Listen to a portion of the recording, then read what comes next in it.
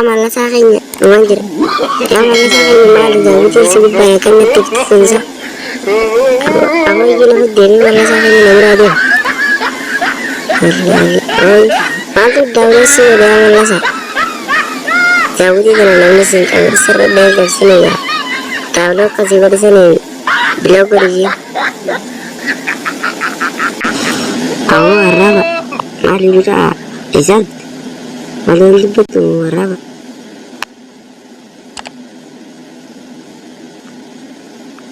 Seserah aku tuh sampai ini sih gue. Aku nggak izinnya ini. Ama dia kalau ambil teh di situ kami. Atau wai ya tahu. Maltu lagi kita nasi. Maltu lagi ada. Maltu lagi ini narale kayu lagi dah. Awalnya dari maltu lagi dah. Ada banyak